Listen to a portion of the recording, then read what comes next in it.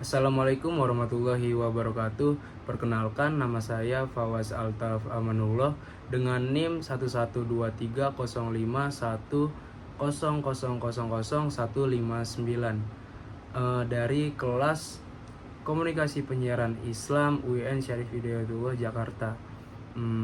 Video ini saya buat untuk memenuhi tugas ujian akhir semester mata kuliah komunikasi organisasi. Nah, oke. Kali ini saya akan mereview jurnal yang berjudul Komunikasi Organisasi dalam Hubungannya dengan Kepemimpinan dan Perilaku Kerja Organisasi, karya Ira Fatmawati, Jurnal Reforma Vol 2 tahun 2022. Oke. Pada latar belakang jurnal ini adalah komunikasi bukan hanya soal menyampaikan pesan. Dalam dunia organisasi, komunikasi adalah fondasi. Pemimpin yang mampu berkomunikasi secara efektif terbukti mampu membentuk budaya kerja yang positif dan produktif. Itulah yang menjadi fokus utama dari penelitian ini. Selanjutnya, pada permasalahan penelitian ini mencoba menjawab 4 pertanyaan penting. Yang pertama, bagaimana komunikasi berjalan dalam organisasi? Yang kedua, seperti apa gaya kepemimpinan yang efektif? Ketiga, bagaimana terbentuk perilaku kerja di lingkungan kerja? Dan yang terakhir, bagaimana keterkaitan antara ketiganya? Secara teori, penelitian ini berlandaskan pada model komunikasi Laswell dan teori kepemimpinan transformasional ala Fred Lutyens. Sementara itu, metodologi adalah deskriptif, kualitatif, berbasis kajian pustaka.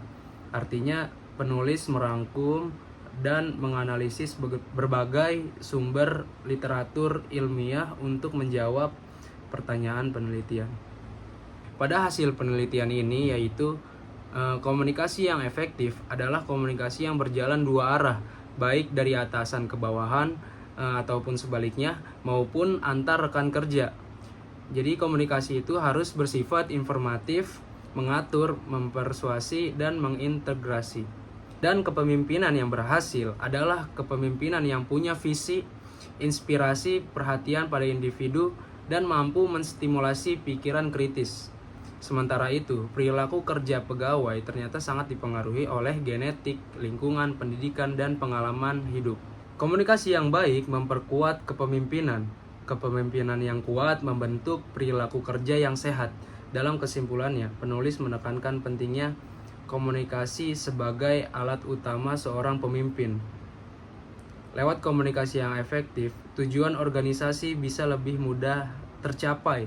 Penelitian ini juga merekomendasikan studi lanjutan tentang komunikasi organisasi di era digital, khususnya di lingkungan pendidikan Islam. Jurnal yang selanjutnya saya review itu judulnya adalah Peranan Komunikasi Organisasi dalam Manajemen Konflik, karya Fauzan dan Lailatul, Jurnal Idarah Pendidikan dan Kependidikan Vol 5 tahun 2021. Pada latar belakang penelitian ini adalah setiap organisasi pasti terdiri dari beragam individu. Ada yang berbeda latar belakang, karakter, dan pandangan. Maka tanpa komunikasi yang baik, perbedaan ini bisa memicu konflik yang merusak. Disinilah peran penting komunikasi sebagai alat untuk menyatukan. Selanjutnya, pada permasalahan penelitian ini ingin menjawab bagaimana komunikasi bisa mencegah dan menyelesaikan konflik organisasi. Lalu penulis menggunakan teori komunikasi organisasi serta teori manajemen konflik dari para ahli, termasuk Rahim dan Robbins, yaitu komunikasi tak hanya sebagai proses menyampaikan pesan, tetapi juga sebagai alat mengatur, membujuk, dan menyatukan. Selanjutnya, pada metodologi, penelitian ini bersifat kualitatif dengan pendekatan kajian pustaka. Penulis menelaah berbagai sumber buku, jurnal, dan literatur akademik untuk merumuskan peran strategis komunikasi dalam konflik organisasi. Dan hasil dari penelitian ini yaitu komunikasi bisa mencegah konflik dengan memperjelas peran dan aturan. Dan saat konflik muncul, komunikasi menjadi senjata utama untuk menyelesaikannya. Strategi-strategi penyelesaian konflik yang bisa digunakan adalah menghindar, mengakomodasi, berkompetisi, kompromi, hingga kolaborasi. Lebih jauh lagi, komunikasi memiliki 4 fungsi utama, yaitu informatif untuk menyampaikan informasi dengan jelas, regulatif untuk menetapkan aturan, persuasif untuk mempengaruhi dan membujuk, dan integratif untuk menyatukan kembali pihak-pihak yang bertikai. Jadi, komunikasi adalah nyawa dari organisasi yang sehat. Ia mencegah konflik muncul dan menyelesaikannya, dan bisa menyelesaikan konflik dengan elegan. Tanpa komunikasi yang baik, bahkan organisasi dengan struktur terbaik pun bisa runtuh. Oke, baik. Jurnal selanjutnya yang saya review, judulnya adalah Peranan Penting Komunikasi Organisasi dalam Membangun Organisasi. Karya Sidik Purnomo, Jurnal Arkana Komunikasi dan Media, Vol 1 tahun 2022. Pada latar belakang penelitian ini yaitu komunikasi adalah kunci utama dalam menjalankan roda organisasi. Tanpa komunikasi, visi tak akan tersampaikan, kerja tim bisa kacau, dan potensi konflik meningkat. Dalam jurnal ini, penulis menyoroti betapa pentingnya komunikasi organisasi dalam membentuk sistem kerja yang produktif dan terstruktur. Selanjutnya pada permasalahan penelitian, yaitu bagaimana komunikasi berperan dalam membangun kualitas organisasi. Dan teori yang dipakai berasal dari para pakar seperti Robbins, Bungin, hingga Liliwery. Di sini juga dijelaskan 4 gaya komunikasi pemimpin, yaitu suportif, tenang dan kolaboratif, emotif, aktif dan ekspresif, reflektif, penuh pertimbangan, dan director, tegas dan langsung pada tujuan. Selanjutnya, metodologi yang digunakan adalah library research, yaitu menelaah berbagai buku, jurnal, dan hasil penelitian sebelumnya tentang komunikasi organisasi. Jadi ini adalah studi konseptual yang menguatkan teori dengan praktik nyata di lapangan, termasuk di organisasi kampus. Dan hasil penelitiannya menyebutkan bahwa komunikasi sangat menentukan jalannya organisasi. Fungsi komunikasi meliputi informatif atau menyampaikan informasi secara akurat, regulatif mengatur peran dan aturan, persuasif membangun motivasi, integratif menyatukan seluruh elemen organisasi. Pemimpin yang komunikatif akan lebih mampu menciptakan sinergi, membaca situasi, dan menyelesaikan konflik secara elegan. Jadi komunikasi bukan hanya alat teknis, tapi fondasi budaya organisasi.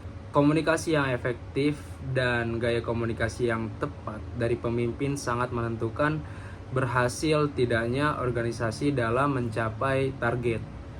Dalam dunia organisasi kampus maupun profesional, komunikasi yang sehat itu adalah modal utama.